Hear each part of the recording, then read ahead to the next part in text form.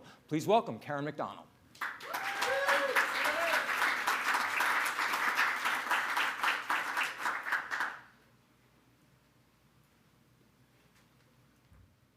All right, good morning. Hope everyone is doing well. All right. All right, we've got the room going, kicking off the morning. Well, thank you for having me today. I'm really excited to be able to share my experience over really the last couple of years moving our organization to that omnichannel marketing.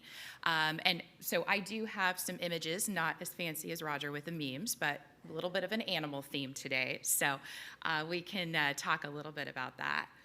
All right. So who am I? Karen Mcdonnell. As Steve kicked off, I've been with Synchrony for 15 years now, and really spent my career with Synchrony and other large organizations in transformational marketing, right? Transformational change. How do you drive the change within the organization? But really that process improvement in omnichannel marketing. And this is one of my favorite quotes from John Quincy Adams, really talking about how do you take your actions and dreams and learning? You're continuously learning. And that's really what we're all here for, right? We're here this week to learn, to drive new things from each other. And that's what makes a good leader, is to learn and drive that change across an organization. And so that's what I'm going to talk to you about today. So my experience, why do an RFP? How do you move an organization to that omni-channel personalized strategy? You have to look at the current state and the future state. What are you trying to drive? Where are you trying to go within the organization, right? What are those strategic advantages that you're bringing to the table? From personalization to omni-channel to testing, right? How do we test into that market? How do we try new things? But the scalability, right? How do you automate? We talk about, right, speed to market, that right time, right message through the right channel. And we have to integrate, as Roger was talking about, right? It's that integration with your data. So with your CDPs, with where your data, and most of us sit with data sets that are siloed across the organization, as well as our ESPs that are siloed across the organization. And that's where you have to bring all of that together, as well as pricing, right? That obviously plays a big factor into why we're doing that. So when you look in the organization, we're trying to save money, we're trying to drive that speed to market and drive that journey, that orchestrated journey for the consumer. And so you make that decision and say, okay, why are we going to do this? Let's put that together and do it.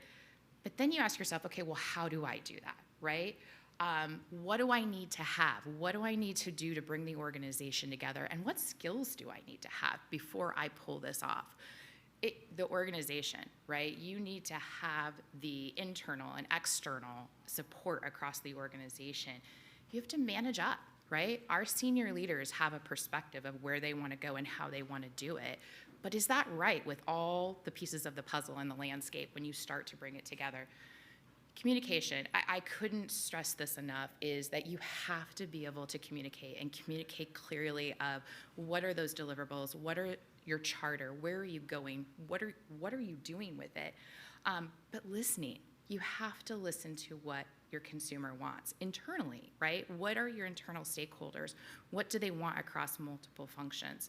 And if you have a large cross-functional organization like myself, we had 27 different functions across the organization that had input into what this means. Where is it going? How do you bring it together? Patience. Patience is a virtue, right? I tell my children that all the time. I don't think they always listen, but it really is. You have to be patient because you have to have difficult conversations. You have to negotiate with one another internally and sometimes externally as well. The transparency, right? Bringing that transparency to the table, having those difficult conversations to say, hey, this is what it's really going to do for us if we move forward to a new tool. How are we going to change our internal processes, right? What does that look like? And that is something that's not always easy to do across a large organization.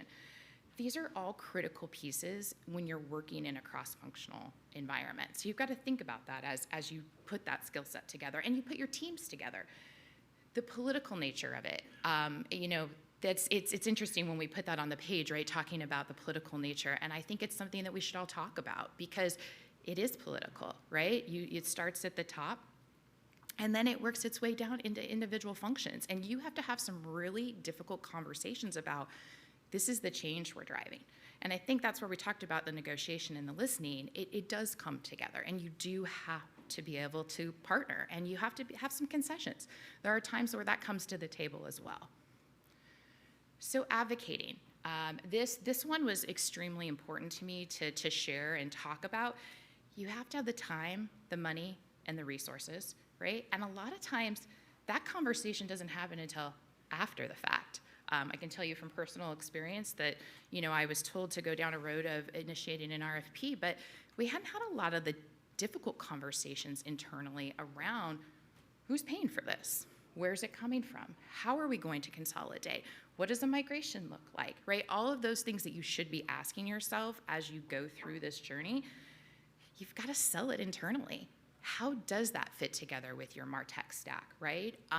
You need those tools, you need the tactics, you need the leadership, and the education. One of the biggest things that I learned through this whole thing was the education for not only my peers, the cross-functional team, but the leadership team. Really understanding, and Roger mentioned this a little bit too, is how the landscapes of ESPs have changed, right? When you start out, we say, we want to go down the road of an email RFP. But there's a lot more to that, right? So when you really start to have the dialogue and the conversation, it becomes email, becomes orchestration, it becomes your CRM, it becomes SMS and push, and then you add all of those together, and you're like, this is much bigger than I was anticipating. And you have to look at all of those pieces of the puzzle of how it fits into the organization, how it fits into your MarTech stack, and quite frankly, how does it fit into this siloed environment that we've built over 20 plus years? And so I think that one of the key things that I took away from this was you use internal and external resources. You partner with those experts in the industry that have actually gone through this process multiple times, right? So many of the partners in this room, we reached out to and started to have dialogue and conversation to bring this together. How do you kick off something of this magnitude? How do you bring a cross-functional team together of 27 different constituents in order to drive something of this magnitude together? And I think that's really the key, is the education along the way, educating internally to your peers, to your leaders, and helping them understand what it is. How does the tool work? What does it mean for the organization? Being a voice, being an advocate for yourself as you manage through this. That's the other piece of this. How do you bring them on the journey, right? How do you talk to your leaders and help them understand this is the right thing to do for the organization, making sure that you use external experts that can help drive that. So let's talk a little bit about the how. How do you make this happen, right? I talked a little bit about the internal and external, bringing those resources together, getting the buy-in, right? Making people feel comfortable. And the biggest learning from that is having a seat at the table. So many times I think we all say it, right? I want a seat at the table. I want to be able to have a voice. I want to be able to have an opinion. How does that work? That's where you do, when you kick off from the very beginning, you have to reach out and build those relationships with each of those functions, each of those individuals. Listen to what their struggles are. Where do they want to go? What do they want to do? And then how does that fit into the overall vision? And that is bringing everyone on the journey with you, is really, again, we talked about the listening, the communication, and that's really the key part of that. But then also, you have to kick off that clear charter. Where are you going at the end? What is that end result? What are you looking to do? Because if you don't start with what that end vision is, it's really hard to build that roadmap to get there. So build your roadmap. Start with your charter. Start with your stakeholders. And do the discovery. Really understand what the business is doing. Understand where they want to go. What are the challenges today? What do we have to overcome? What do we need to face? But then you go through that entire robust process of discovery. You're issuing the RFP, you're doing the presentations, you're scoring, you're having those detailed conversations around what the platform is, how it's going to support your organization. And then you go through that sandbox environment, right? You're really in there testing the tool, hands-on, test driving it, right? That's essentially what you're doing. And then the migration. And the migration's really such an important piece of the puzzle too, which needs another robust plan to be able to migrate the organization. So, you have to have all of these pieces in order to make this successful. So lessons learned. I think this was the biggest piece for me is you have to say no. There are times where you have to stop and say, that's not the right way to look at that. This isn't the right piece of the puzzle. This isn't what we're supposed to be doing. And that's a hard one to do. Course corrections. What adjustments do you need to make along the way? I touched on this a little bit. So I personally started out with an initiative that was just email, right? We're going down saying we're doing an email RFP. But as you educated and had dialogue with the organization over time, you learn that it's not just that. We now have an RFP that has orchestration. It has CRM. It has SMS. It expanded because when you start to think about it, that's all inclusive within your omnichannel marketing. You need all of that to drive forward. The leadership challenges. I would tell you, don't be afraid to assert yourself. If you're being asked to drive this initiative and lead this initiative, you really need to take control of the situation and be that leader. Focus on the positive, drive where you're going and what you want to do with it, but advocate for yourself at the same time. I would tell you that this is a personal experience through this journey that I was on. I work in a very male-dominated organization.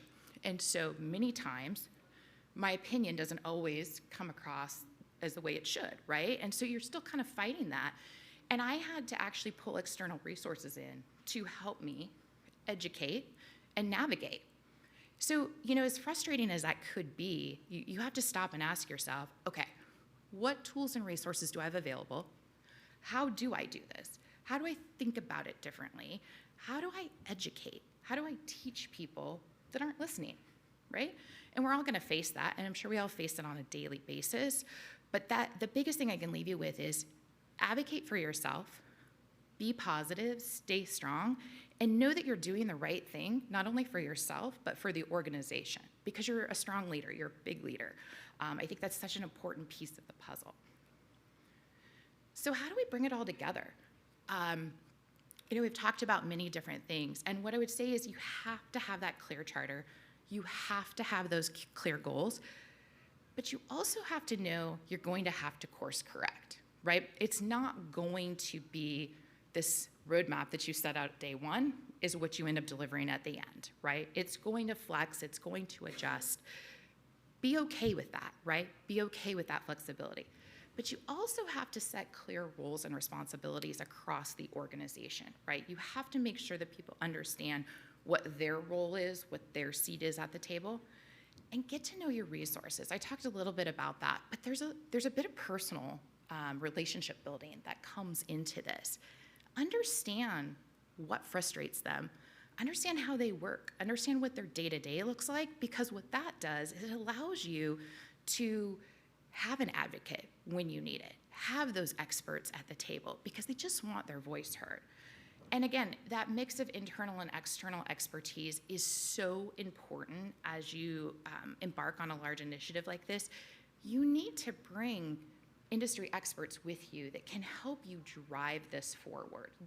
They really do bring a different level of knowledge that we most likely don't have internally, right? We have many individuals who think they do, or they know exactly how it's supposed to work, but we don't. I see Chris is laughing at me out there. but it's right? You do need to bring those individuals that really are the neutral player. I think that's the key piece of the puzzle. They're neutral. They help you look at the facts on the table and help you assess what's right for your organization. And then that robust scoring model, that is so critical and important as you go through the path, is to say, how are we scoring them? What are we looking at? What are all the different key pieces that we should be making sure is valuable for our organization? And then being transparent. I talked a little bit about this earlier. You want to be able to have that candid dialogue, candid conversation with the organization. If you don't, it just sweeps everything under the rug and you're not talking about it. You're not saying, hey, this is a challenging piece of the puzzle. This is a difficult piece we have to address. So, if I leave you with anything, it's the communication, it's the partnership, and it's building those relationships. And it's really building a robust team from the beginning. This isn't something that you can do halfway through something of this nature. You really have to kick it off from the ground up. So with that, I will pause and hand it back over to Steve. Thank you.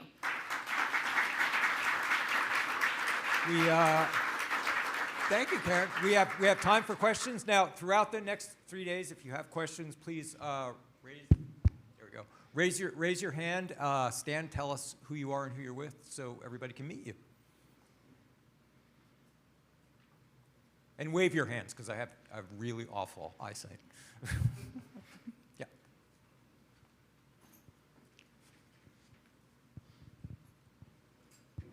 You talked a little bit about organizational navigation, which could be challenging, and obviously having like a set of charters that you want to like align your evaluations to if you're looking to bring in new tools. When you're looking at like a multi-layered organization like a Synchrony, how do you prioritize which business units you start with, and which ones should be, maybe a little bit later down the road in terms of where you're going to deploy new technologies, and what's the kind of 30, 60, 90 when it comes to the consolidation of your tech stack? Yeah, that's a big question. There's a lot of pieces to that puzzle, and that's really where your detailed migration strategy comes into play. First is really the assessment of each of the functions, right, and the impact to the organization. I think that's really the critical piece that you have to look at is what's the impact, right? What are we going to do? I mean, many of us probably have the same thing, but you have to take into account, when do you go into IT freeze? When do things go into production? What are those resources that have the capabilities to do that for us across the organization, as well as having a migration partner, right, help us with that. We also have to look at where are the biggest pain points across each one of those functions. So, someone might have a true business need that needs to drive before the other one. And so I would say that there's multiple levels of scoring and segmentation that happens in that plan of looking at each of your functions, who's going to have the biggest driver of impact across the organization. And it has to be equitable, right? It has to be an equitable scoring system across, that it can't just be, okay, well, marketing is going to go first or sales is going to go first. We have to really look at it truly to the impact of the organization, and those will have multiple levels of impact and scores to them, and then that evaluation will dictate. I think, again, in that, you also have to be flexible, because we also know that there are going to be curveballs that are going to come at us that you're going to have to adjust and flex to.